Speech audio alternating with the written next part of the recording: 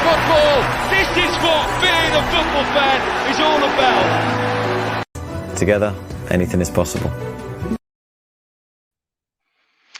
Evening Cherries fans, and welcome to the first opposition preview here at the Cherries Trust YouTube channel. Now, following two good results, a win against Watford at Dean Court, which finished 1-0, and a win at Ashton Gate against Bristol City, we are on the road again. This time, we're travelling to a Preston side who you may remember inflicted one of the first home defeats on us this season. To preview this game, it's a pleasure to welcome somebody I spoke to before the first game, Jack Goodwin, lead writer for Football Accumulators. Evening, Jack. How are you? I'm all right. How are you? Yeah, very well, mate. Very well. So, firstly, let's recap on that game, which you probably will remember quite well. Preston won 3-2 at Dean Court. What were your memories of that game, Jack? Well, obviously, I was at home watching the game, and we came into the game in a real poor rut of form. Really, we had just been beaten 4-1 by Watford, and we had a lot of injuries, a lot of defensive injuries. But we were outstanding, especially in the first 70 minutes or so. To take a 3-0 lead away against Bournemouth is a superb victory, and I think it kind of set the wheels going for Bournemouth, really, in the sense that it all fell off, really, for your lot after then. And maybe that's one of the reasons for why Tindall ended up losing his job. But I thought we were excellent with the way we pressed you, the way we got in your face. We had less possession than you, but we were able to put you under pressure and force mistakes. And it was a big moment, not only the first goal, but to get that second goal. And even to get the third goal was huge for us. And at that point, we were enjoying a really good run of away form. And it was just a question of whether we could turn it into a good run of home form. And unfortunately, we've not been able to. Well, I did make a comment, actually, straight after that game. And I said that Preston were easily the best side that we come up against. Did you expect a little bit of an upturn in form after that game? Arguably, yeah. I mean, when you go beat Bournemouth, who've got one of the best squads in the league, you'd expect to go higher up in the league. I'm just looking down at my notes now, and the next game we had Wycombe Wanderers at home, which really you want to be getting 3 points there, and we drew 2-2, which was a big setback, really, for us, because it's a sort of game you expect to get 3 points. I remember a lot of fans and pundits were putting Alex Neil under a lot of pressure going into that run of games where we faced Watford, Bournemouth and Wycombe. So, yeah, it's just been so inconsistent. We'll go and win 2 in a row, and then we go lose 2 in a row. And it's been pretty grim, really, since 2021 turned. But we're sitting 14th in the league. It's not... I don't want to come across as, well, I'm just sat here happy 14th in the league, but we're not the biggest club in the world. We've not got the biggest budget in the world. We haven't broken our transfer record since we broke it on David Healy, I think in 2004, 2005-ish. So it's been a difficult season because you can't enjoy your win because you know the loss is all around the corner. So yeah, it's one of them. It's not been the best season for North End, don't get me wrong, but it's not been the worst season at all. At the early stages, and one thing that stood out to me, and one of the stats, was that Preston were very good on the road, but not so good at home. Has the home form improved since then? We picked up a couple of wins after that. Obviously, we drew against Wycombe, and then I think we went to Middlesbrough right after that and won 3-0, which was a really impressive win against a Borough side that were in form. Then after that, we went and beat Bristol City and Coventry, both at home. But ever since then, we haven't been able to pick up another win at home other than Huddersfield last week. So I don't really know whether there is any home and away advantage this season. I mean, you've seen Liverpool go; they've gone on the worst run ever at Anfield, and that's down to not having fans. And I don't think there really is home and away sort of advantage, but who knows? And of course, looking forward to next season, because I'm guessing that you're going to be in that middle ground. You don't envisage, although saying that, one team always pulls out of the pack and surprises everybody. But I guess for being 14th, you don't expect to go down, don't expect to go up this season. But I guess it's rebuilding towards next year. Yeah, of course. I mean, we lost some key players this January transfer window, and Pearson, who joined yourself, Davis, who went to Liverpool, and Fisher, who went to Middlesbrough. So we brought in, I think it was 9 new faces in January, 8 of them originally loans. We've turned 2 of them into deals until the end of the season. So it is a massive rebuilding job for the manager, and it's a massive rebuilding job for the club as well. But from what we've seen from these early days from the loan signings, they've done really well. I've been really impressed with the loan signings so far, even if the results haven't been fantastic. And just moving actually on to Pearson and Davis especially, do you feel that has had a negative effect on recent form, and how influential were they to Preston? Oh, Davis and Pearson were 2 of our best players, if not the best players. I mean, Davis, to get a move to Liverpool is fantastic for him. He was a composed centre half that gave the left side. It was left-footed, so he gave a left-sided balance. He was comfortable on the ball. He was a leader. Every time someone made a mistake, he was shouting at them. And I think you could say the same about Ben Pearson, but he more led with what he did on the pitch. You know, he's really quick. He really quick. Yeah, I've not played FIFA for a while, but I'll be surprised if his pace isn't higher than most players in his position, because he covers the ground really quickly. But it kind of goes unknown because he doesn't run to win a ball or run past the player. It's making those recovering runs and then just playing the simple pass into the left back or the right back or the player in front of him. And yeah, I think there've been big losses, but I think we've recruited relatively well, especially in bringing in Ben Whiteman, coming in from Doncaster, our one permanent signing that came in this January transfer window. He was a really good signing from Doncaster, and he's done well there. Different player to Pearson. Maybe not the warrior that Pearson is, but Ledson does that role really well. So yeah, I mean, there've been big losses. There were 3 of our best players, Darnell Fisher included.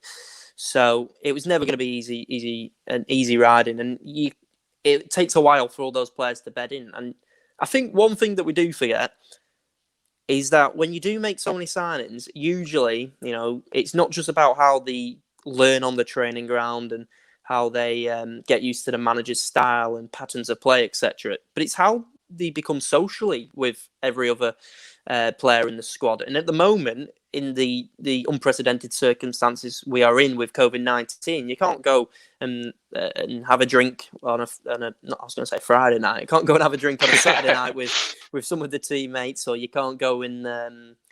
You can't go on a walk. Well, you can go on a walk, but it's limited. You can't go and play FIFA at someone's house, sort of thing. And a lot of these players will be living on their own. So, you know, their bubble is literally all the only people they ever get to see is at training. So I think it's even tougher at the moment to bed players in because they're not getting to know each other on that social basis than that they usually would do. And as you mentioned, Pearson's been fantastic for ourselves. He is a proper warrior. Against Burnley, you know, he come in for his first start, was fantastic, and he's shown in the past 2 games, you know, what a massive part he's going to be. And I think he's making it his own role here as well. I know you've mentioned one player of those that you bought in, but do give us a little bit of a feeling about the other loan players that you bought to the club. So I've mentioned Ben Whiteman. We brought in on loan Ched Evans and Greg Cunningham, which have both been turned into permanent deals now until the end of the season. And there wasn't much hope for Evans. It was quite a controversial signing. A few people weren't happy with the signing for whatever reason, but signing a player that a League One team didn't want didn't really scream ambitious. But he's been the best striker we've had since Jordan Hugill. So that's 3 or 4 years now that we've been lacking a striker of Ched Evans' quality. And Alex Neil loves a grafter, someone that will win the ball in the air, bring it down, bring other players into play. A Cameron Jerome type like he had at Norwich City. And Ched Evans has come in and done that, and he's scored 3 goals already. So he's settled in really well. Greg Cunningham, who's come in at left back, we had him previously, sold him to Cardiff for 3 million. Then they give him back 3 years later for 3. And we've been crying out for someone to replace Greg Cunningham for 3 years, and we replace it with Greg Cunningham, which is quite humorous, but he's done well so far. Going even further back, Daniel Everson's been brilliant in goal. I mean, you look at the top goalkeepers in the league, you look at yourselves with Asmir Begovic, look at Bristol City with Dan Bentley, Tim Krul. These are 3 of the top goalkeepers in the league, and what Everson's shown so far at only a relatively young age of 23, he looks like he's going to be a top keeper in the top 2 divisions at least. He made maybe a slight error in judgment during midweek against Millwall, where he didn't come for the ball, where perhaps he should have done. But he's won us so many games already that he's been an improvement on Declan Wood, who was already a good goalkeeper. So hopefully, touch wood, we'll be able to bring him in from Leicester City in the summer, but we'll have to see on that front. And considering that we have picked up our own form here at Dean Court, how do you reckon that Preston will line up against us tomorrow? It's a difficult one because we went unchanged last weekend. So we played QPR, drew 0-0, then we went unchanged and won 3-0 against Huddersfield. We made 1 change due to injury during midweek. So I'm expecting Alex to freshen it up a bit. I don't think too much. I think Anthony Gordon will probably be the man to watch. He'll be the one to perhaps create the chances for North End. He's looked like a real good player so far on loan from Everton. So yeah, I expect to see a couple changes. Maybe hopefully we'll see the introduction of Ryan Ledson, because he's probably been our player of the season this year. And I think everyone just wants to witness Ledson versus Pearson, because it's like Ledson's the higher to his throne.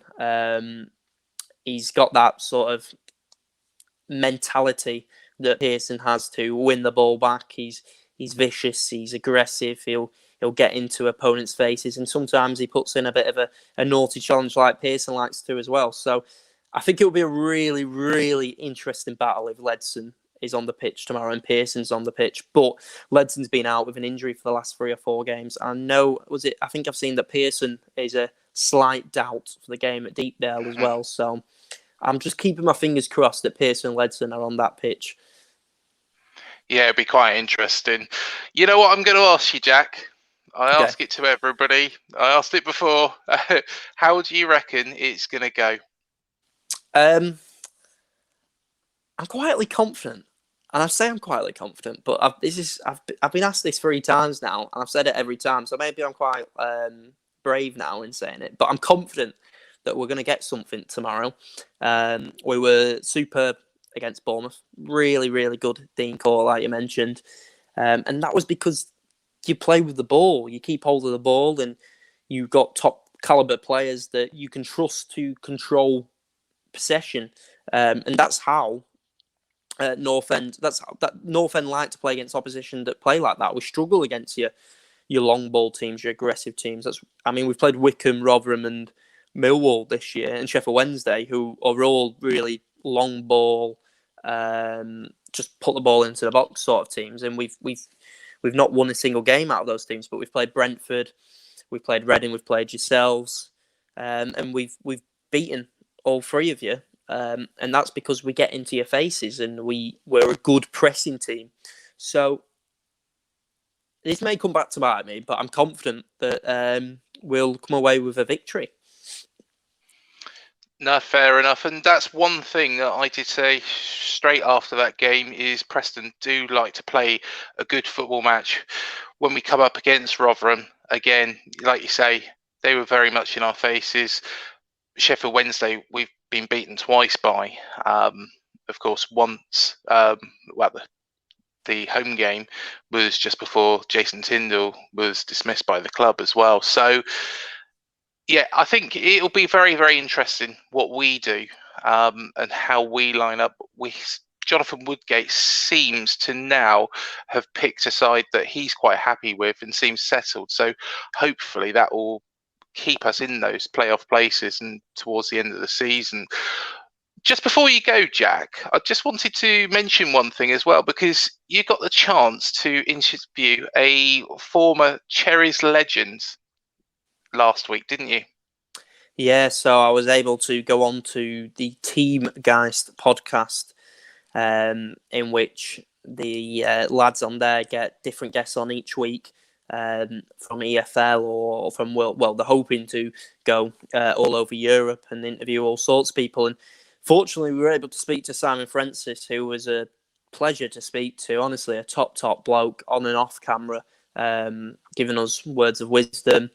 He just spoke so highly of Bournemouth. Yeah, it's rare you talk to people in football who see past the club badge and the money that's coming in, and the goals and assists and what they get. But it was like Bournemouth, and the Bournemouth fans had a real meaning to Frano, as you know him, and he was brilliantly well spoken. Obviously, he's still part of the club now, doing scouting. So it's brilliant for Bournemouth to keep core members of that squad that did so well for Bournemouth in and around the team. I know it obviously didn't work out, unfortunately, for Jason Tindall, but it was nice to see that he went with the well wishes of everyone.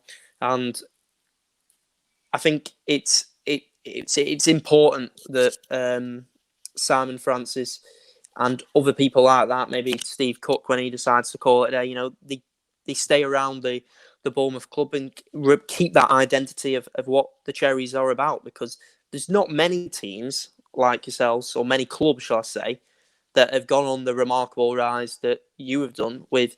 I know you've had a bit of backing, but it's not like you've had money thrown all your way. It was absolutely outstanding how you were able to do it and remain in the Premier League for so long. So, and the way he spoke about that, did Simon, it was a pleasure to listen to. Well, it was a really, really good interview and really interesting as well. Jack, do tell us, how can Cherries fans find the interview as well? So if you go on Twitter, I'll just make sure I get the exact thing. It's Team Geist, so that's spelled like the 2006 World Cup ball. Team GEIST_pod. So if you go onto their Twitter, you'll be able to find right at the top the Spotify and iTunes link for the podcast. Fantastic. Well, thank you again for joining me on this opposition preview, Jack. So all the very best to whatever you put your hand to, and with football accumulators as well in the future as well. But it's been a pleasure to have you back on. Thank you very much. Cheers. I've enjoyed it. No problem at all. All the best, mate. And thank you to everybody watching this video as well. Do remember to like and subscribe, and also hit the alert button as well. You'll be alerted to all the videos we do here at the Cherries Trust. Also, do remember that you can join the Cherries Trust as well. And all the information will just be scrolling at the bottom of the screen now. So do make sure that you do join us and ask any questions. We do have an AGM coming up very shortly with the club, so please do put your questions. The cut-off date for that is on Sunday at noon, so do make sure you get your questions over. But until the next video, up the Cherries, and thank you again for joining me. Bournemouth, for the first time ever, are heading to the top flight of English football. This is what being a football fan is all about. Together, anything is possible.